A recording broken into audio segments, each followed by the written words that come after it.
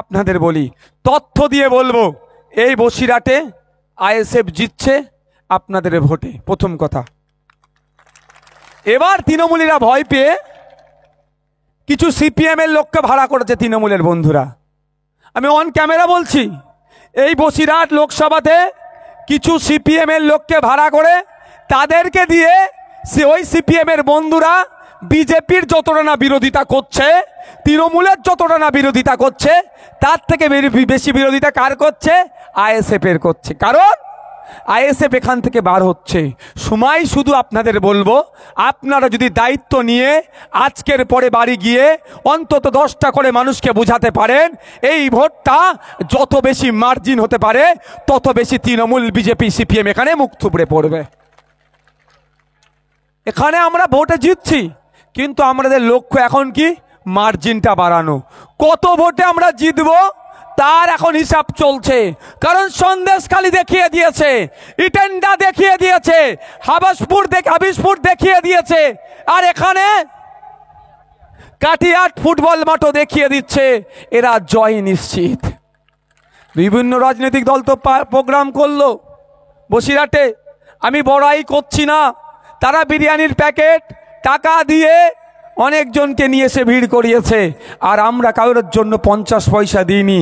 এই হাজার হাজার মানুষ আজকে এখানে এসে ভিড় জমিয়ে প্রমাণ করে দিচ্ছে যে আগামী 1 তারিখ আসছে, সকাল সকাল উঠবো, খাম চিহ্নে ভোট দেবো, আখতার রহমান বিশ্বাসকে পার্লামেন্টে পাঠাবো। আমার সুখ দুঃখের কথা, আমার চাওয়া পাওয়ার কথা, আমার যেটা প্রয়োজন সেটা আখতার রহমান বিশ্বাস তথা খাম চিহ্নকে দিয়ে সেটা আমি আদায় করে নেব। বলতে পারে সিপিএম এর বন্ধুরা, বলতে পারে তৃণমূলের বন্ধুরা, বিজেপি মিসগাইড করতে পারে, একা কি করবে আখতার পার্লামেন্টে গিয়ে? শুধু এতটুকু বলে দেবেন, হারা পশ্চিমবাংলাতে 2011 সাল থেকে 2023 সালের শেষ পর্যন্ত এমএলএ ল্যাডের টাকা কত ছিল? বলবে কেন 60 লাখ টাকা? তো বাড়লো কবে? এখন বেড়ে কত হয়েছে? 70 লাখ টাকা। এই 10 লাখ টাকা এক একটা এমএলএ বছরে বেশি করে পাচ্ছে উন্নয়নের জন্য। ওইটা কার জন্য হলো রে? একবার জিজ্ঞাসা করবেন, ওরা উত্তর দেবেন। আপনাদের জানিয়ে রাখি, যদি করার মানসিকতা থাকে, বলার মানসিকতা থাকে, একদিকে 1000 থাকবে, একদিকে একটা থাকলেই যথেষ্ট। পশ্চিমবাংলার বিধানসভাতে একদিকে 293 আর একদিকে সংযুক্ত মোর্চার আইএসএফের একাই এমন কথা বলেছি, চোখে চোখ রেখে মমতা ব্যানার্জির 10 লক্ষ টাকা করে বাড়াতে বাধ্য হয়েছে। তাই আগামী দিনে 543-এর মধ্যে আমার একটাও যদি যে পৌঁছাতে পারে, আপনাদের দোয়া আশীর্বাদ ভোট নিয়ে পার্লামেন্টে গেলে আগামী দিনে পার্লামেন্ট থেকে যদি জনগণের কোনো বিল, যদি জনগণের বিপক্ষে কোনো বিল যায়, সেই বিলকে আটকানোর জন্য একাই যথেষ্ট কাফি হয়ে যাবে, যদি মানসিকতা থাকে। এবার আপনারা ডিসাইড করুন ভোটটা কাকে দেবেন। কাকে দেবেন? বিজেপিকে? বিজেপি এখানে খুঁজে পাওয়া যাচ্ছে?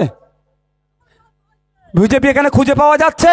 পাওয়া যাচ্ছে না। কারণ যেমন প্রার্থী দিয়েছে, আমি প্রার্থীর, আমার আগে মুসা বলছিল শিক্ষাগত যোগ্যতা নিয়ে আমি প্রশ্ন করব না। কারণ জানেন, রেখাপাত্ররা যেখানে থাকে, নওশাদ সিদ্দিকীরা যেখানে থেকে 1 লিটার তেল দিচ্ছে। আচ্ছা, আমরা কাউকে 100 গ্রাম তেল দিয়ে নিয়ে এসেছি? বিরিয়ানির প্যাকেট দিয়ে নিয়ে এসেছি? 500 টাকা দিয়ে রোজ দিয়ে নিয়ে এসেছি? আনিনি, আর আনবও না। কারণ আমরা আপনাদের জন্য লড়াইয়ে নেমেছি। আমরা যদি আমাদের নিঃস্বার্থে লড়াইয়ে নামতে পারি আপনাদের জন্য, আপনাদের অধিকার সুনিশ্চিত করার লড়াই এসেছি, আপনাদেরকে নিঃস্বার্থে এসে আমাদের হয়ে গলা ফাটাতে হবে, আমাদের সাথে যুক্ত হতে হবে।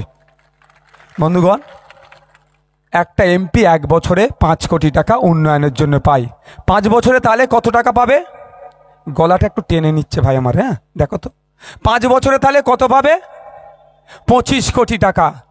আজকের পরে তৃণমূলের কোনো বন্ধু যদি আপনাদের কাছে ভোট চাইতে আসে, এই হাজির সাহেবের হয়ে যদি ভোট চাইতে আসে, তাদেরকে বলবেন ভোট পরে চাইবে, আগে বলো এই 5 বছরে 25 কোটি টাকা আমাদের এমপি কোথায় কোথায় খরচ করেছে, তার তথ্যটাকে আমরা ভোটার আমাদেরকে দেখাও, তারপরে দ্বিতীয়বারের জন্য আমাদের কাছ থেকে ভোট নেবে।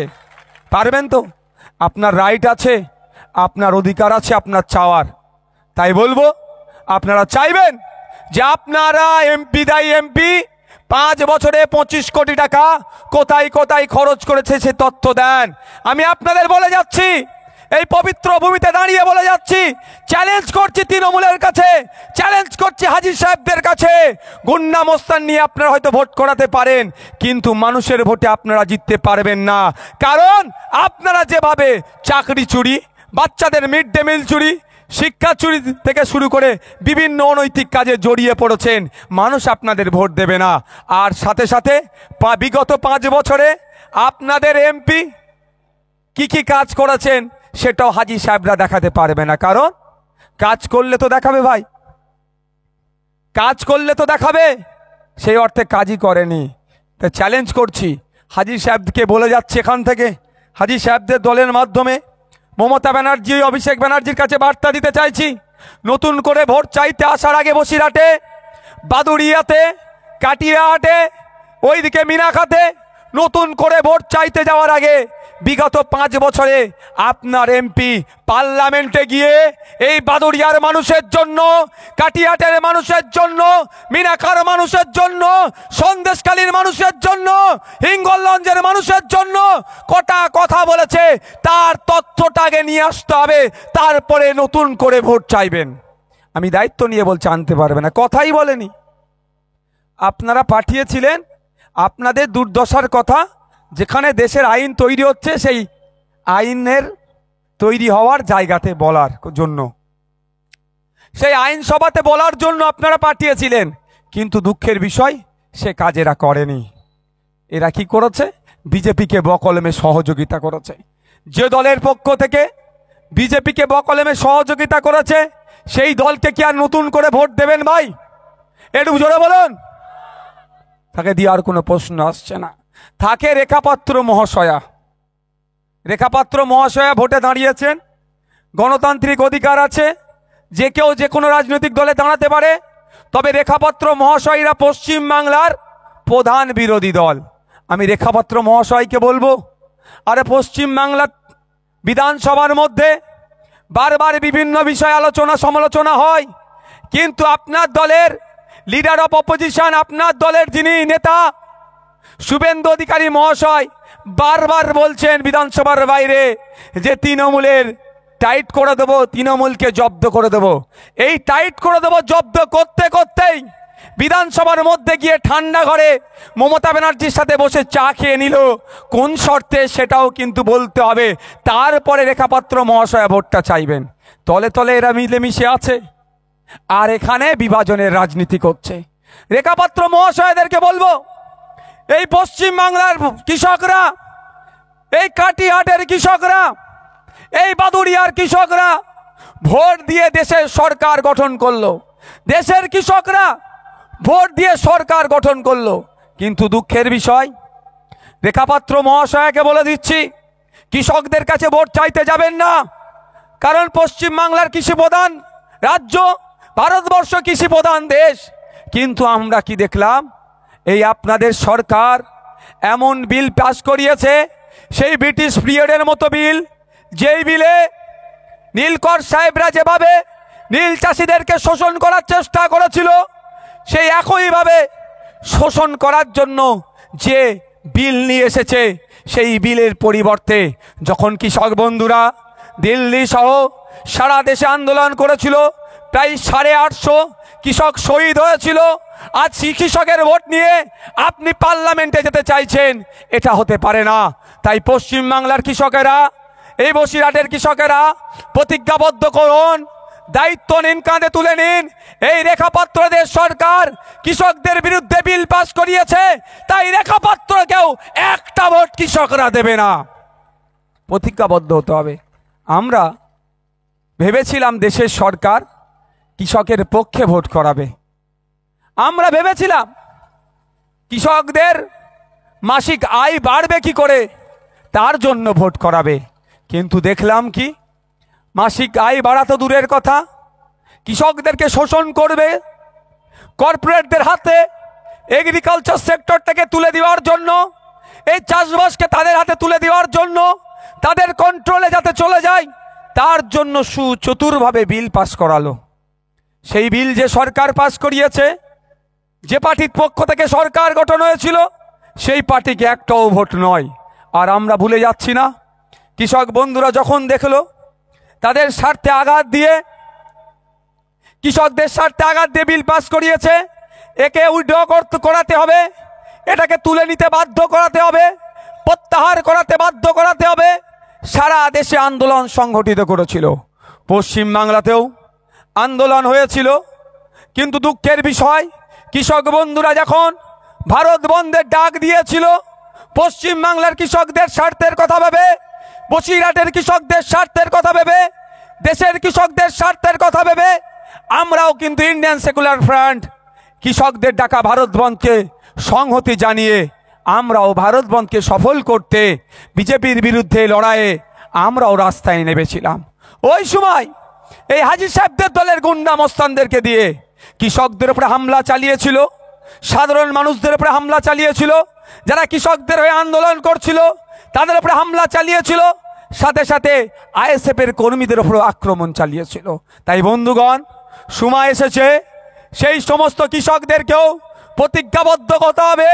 ভারতবর্ষের কৃষকদের স্বার্থের কথা ভেবে কৃষকরা ভারত বন্ধের ডাক দিয়েছিল, তৃণমূলীরা তখন আক্রমণ করেছিল। তাই এই নির্বাচন এসছে 1 তারিখে, কোনো তৃণমূলীকে কোনো ভোট নয়, সমস্ত ভোট এই তৃণমূল বিজেপির বিরুদ্ধে তথা বিজেপির বিরুদ্ধে ভোট দিয়ে ভোটটা ইন্ডিয়ান সেকুলার ফ্রন্টের খাম চিহ্নকে দিতে হবে, যা আগামী দিনে পার্লামেন্টে যাবে। বাইরের মাইকের আওয়াজটা ঠিকঠাক হচ্ছে ভাই? অসুবিধা হচ্ছে না তো? পার্লামেন্টে গিয়ে আমার তো মনে হয় যেন মাইকটা ডিস্টার্ব করছে। হ্যাঁ, ঠিক আছে, না চা আছে ভাই, আর কিছু করতে হবে না তোমার, ওর কিছু করে না, নসিবে যতটা আছে ওর থেকে বাইরে হবে না, তোমাকে চাপ নিতে হবে না। ও ঠিক আছে, ছাড়ো, চাপ নিতে হবে না। কি বলছো? আচ্ছা আচ্ছা, একটা বাচ্চা ছেলেকে পাওয়া গেছে এখানে, হয়তো দূর থেকে কোথাও চলে এসেছিল, কান্নাকাটি করছে, আমার সিভিক ভলেন্টিয়ারের ভাইদের হাতে আছে। যদি কেউ আপনারা মনে হয় কারো বাচ্চা হেরিয়ে গিয়েছে বা পরবর্তীতেও যদি জানতে পারেন, আমার লোকাল থানার সাথে যোগাযোগ করবেন, বাচ্চাকে পেয়ে যাবে, নিশ্চিন্তে থাকবেন। ওই বাচ্চাটার হাতে একটা আইসক্রিম কিনে দাও তো, যাও ধরো, বাচ্চাটাকে একটা আইসক্রিম কিনে দাও, খাক, এখন কান্নাটা বন্ধ হবে। তো আপনারা ভাবুন কাকে ভোটটা দেবেন, কারণ ভোটের সময় আসে, মিষ্টি মিষ্টি কথা বলে। আপনারা যে কারণে ভোট পার্লামেন্টে পাঠিয়েছেন, কটা বাজে?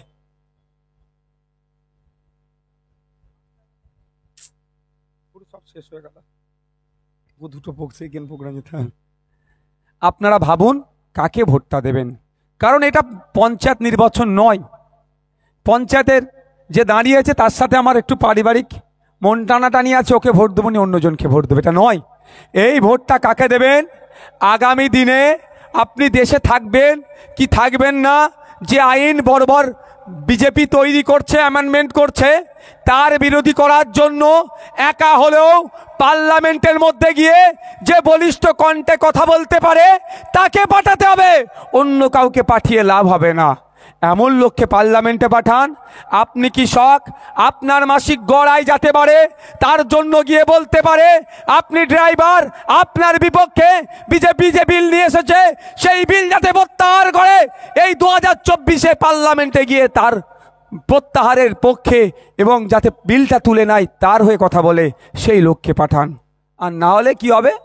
আপনি যদি মনে করেন এই এসছে, সেই এসছে, হ্যান এসছে, ত্যান এসছে, একে ভোট দেবো না তাকে ভোট দেবো, ওই পাঠাবেন পার্লামেন্টে, গিয়ে কি দেখবেন একটার পর একটা বিল পাস হয়ে যাচ্ছে, আর যে এমপি হয়ে গিয়েছে সে ভোটাভুটিতে অংশগ্রহণ করছে না, বিজেপিকে বকলমে সহযোগিতা করছে।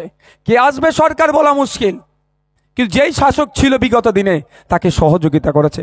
বন্ধুগণ, আপনাদের বলবো, আপনাদের বাজার ঘাটে তৃণমূলের বন্ধুরা একটা ভুল বার্তা ছড়াচ্ছে যে আইএসএফ নাকি ভোট কাটছে, বলাচ্ছে না।